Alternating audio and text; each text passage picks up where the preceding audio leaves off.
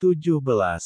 Doa kedua orang tua. Dari Abu Ja'far bahwa ia mendengar Abu Hurairah berkata, Nabi Shallallahu Alaihi Wasallam bersabda, 3 doa yang terkabul yang tidak diragukan padanya, yaitu doa orang yang dizalimi, doa orang yang bepergian dan doa orang tua untuk keburukan anaknya.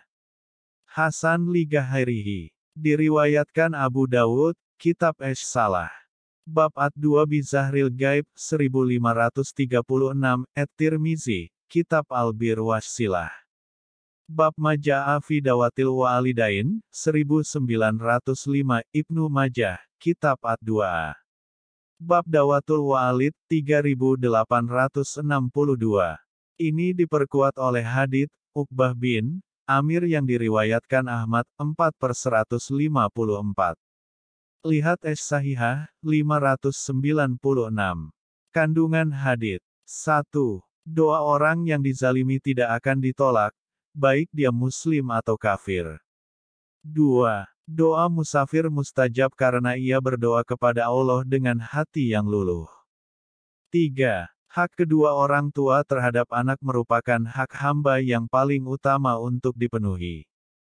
Keduanya berhak mendapatkan pelayanan dan penjagaan dari sang anak. Hendaknya sang anak berlaku sopan dan bertutur kata lembut kepada keduanya sehingga mereka mendoakan kebaikan bagi anak mereka yang akan dikabulkan oleh Allah Azza wa Jalla.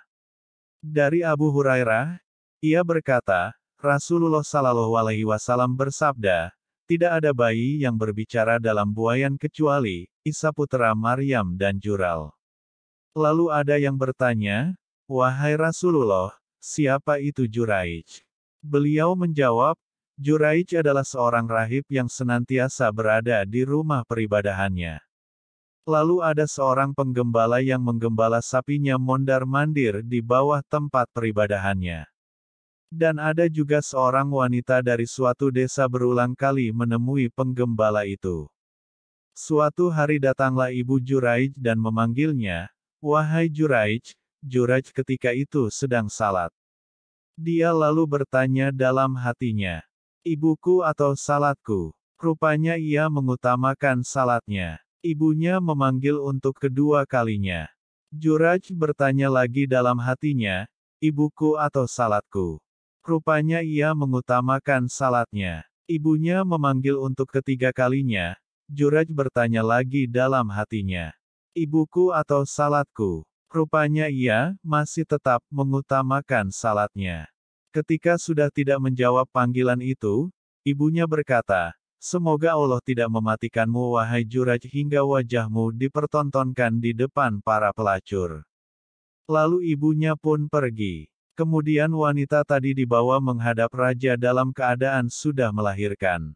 Raja itu bertanya kepada wanita tersebut, siapa ayah dari anak ini?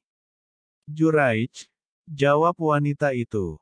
Raja lalu bertanya lagi, apa penghuni tempat peribadahannya itu? Benar, jawab wanita itu. Raja berkata, hancurkan rumah peribadahannya dan bawa ia kemari. Orang-orang lalu menghancurkan tempat peribadahannya dengan kapak hingga rata dan mengikat tangannya pada lehernya dengan tali lalu membawanya menghadap raja. Di tengah perjalanan, Juraij dilewatkan di hadapan para pelacur. Ketika melihatnya, Juraij tersenyum di mana mereka melihat Juraij berada di antara manusia. Raja lalu bertanya kepadanya, bagaimana pengakuan wanita ini menurutmu? Juraij balik bertanya, apa pengakuannya? Raja berkata, dia wanita tadi, berkata bahwa anaknya adalah hasil hubungannya denganmu. Juraij bertanya, apakah engkau telah berkata begitu? Benar, jawab wanita itu. Juraij lalu bertanya, di mana bayi itu? Orang-orang lalu menjawab, itu di pangkuan ibunya. Juraij lalu menemuinya dan bertanya kepada bayi itu, siapa ayahmu? Bayi itu menjawab, penggembala sapi. Raja lalu bertanya kepada Juraij, apakah kami bangunkan rumah ibadahmu dari emas? Juraij menjawab, tidak. Atau dari perak? Tanya raja. Tidak, jawab Juraij. Lalu dari apa kami bangun kembali rumah ibadahmu? Tanya raja. Juraij menjawab, bangunlah seperti semula. Raja lalu bertanya, lalu mengapa tadi engkau tersenyum? Untuk sesuatu yang sudah aku ketahui, jawab Juraij. Doa ibuku menimpa diriku. Lalu Juraij memberitahu mereka. Diriwayatkan Al-Bukhari, Kitab Ahaditsul Anbiya bab firman Allah, Wadkur fil kitabi Maryam, 3436, dan Muslim, Kitab Al-Bir Wassilah. Bab takdim biril walidaini, alat tatawu, bisalati wa gairiha 7-8. Kandungan hadits. 1.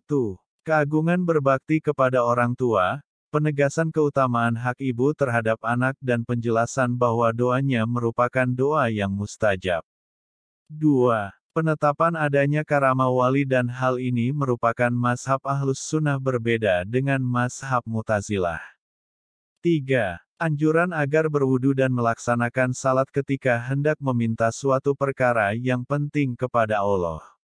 4. Wudu telah dikenal dalam syariat umat terdahulu dan dalam riwayat Al-Bukhari terdapat lafaz, fatawadda'a wa sholah, lalu ia berwudu kemudian melaksanakan salat. Jika antum menemukan video ini bermanfaat, silahkan like videonya, subscribe channelnya serta aktifkan loncengnya. Terima kasih.